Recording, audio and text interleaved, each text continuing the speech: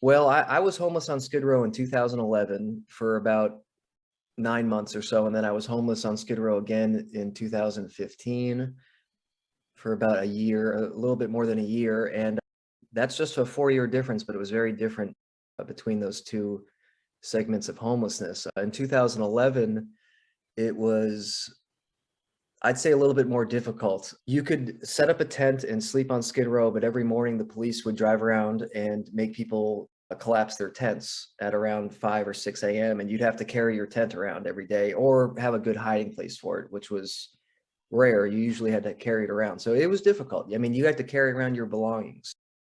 So your belongings were limited to a backpack and a bag that fit your tent. And there was no, there was just heroin and cocaine on Skid Row in 2011. When I found myself back on Skid Row in 2015, it was a lot easier. You could leave your tent pitched 24/7, and therefore you could leave your belongings in your tent. And if you had an encampment with several people, you could take turns watching the camp, and it was just a little bit more easier. But one of the main differences that I saw in 2015 was that meth was on Skid Row, and it was ridiculously cheap.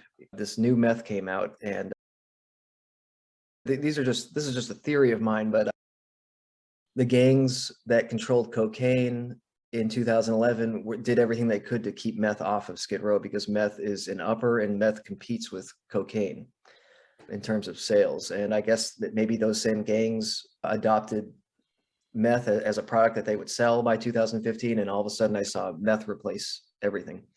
So Skid Row was a little bit easier to be homeless in 2015, but there was a rise of just absolute insanity and I'd say violence.